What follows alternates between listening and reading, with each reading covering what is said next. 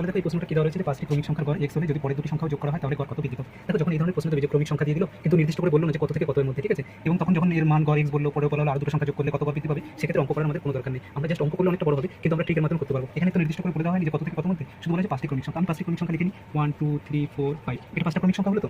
তাহলে এখন কি হলো, এই যে এটা যদি দেখি, এটা দেখে আমরা দেখতে পাই কি এর যে গড় রয়েছে সেই গড়টা কত, তোমরা যদি দেখো তাহলে এর গড় দেখতে পাই কত 1 2 3 4 5 এর গড় হলো আমাদের এর মাঝেরটা হয়, তার মানে এই দুটো বাদ দিলে মাঝেরটা এইটা গড় হয় 3, তাই তো। এখন বলা হলো যে আরো দুটো সংখ্যা বৃদ্ধি করা হলো, মানে কি আমি 1 2 3 4 5 6 7 7টা নিলাম, যেহেতু নির্দিষ্ট করে বলেনি। তাহলে আমি কি দেখবো এর মধ্যে গড় কত হবে, আর দুটো এক্সট্রা করলে আমি কি করবো, গড় মানে কি পরপর যেহেতু সংখ্যা প্রথম তিনটে পরের তিনটে বাদ দিয়ে মাঝের সংখ্যাটা 4, তাহলে আমি যখন দুটো সংখ্যা বাড়িয়েছি তাহলে আগে ছিল কত 3 আর এখন গড় কত হয়েছে দাঁড়ালো 4, তাহলে কত বৃদ্ধি পেলো বলতো, এখানে আমি বললাম +1 অর্থাৎ 1 বৃদ্ধি পেলো, 1 বৃদ্ধি পেলো। সুতরাং অ্যান্সার আমাদের এই যেটা রয়েছে এ হয়ে যাবে। তুমি যে কোনো ক্ষেত্রে চেক করতে পারো, যে কোনো ক্ষেত্রে তুমি পরপর ক্রমিক সংখ্যা তুমি সে 3 দিয়ে শুরু করো, 3 4 5 6 7, এর গড় কত 5 হবে। এবার যদি তুমি 3 4 5 6 7 8 9 করো তাহলে এর গড় কত হবে, মাঝেরটা 6, তাহলে বাড়ি কত দেবো +1 বৃদ্ধি পায়। সুতরাং দেখলে যে কোনো ক্ষেত্রে আমাদের অঙ্ক করার দরকার নেই, সব ধরনের অঙ্ক যখন দেবে ডাইরেক্টলি এইভাবে আমরা করতে পারবো। আর যদি তোমরা দেখতে চাও কিভাবে করতে হয় নেক্সট শর্টটা দেখে নিও, সেখানে আমি ডিটেইলসে তোমাদেরকে আমি করে দিচ্ছি।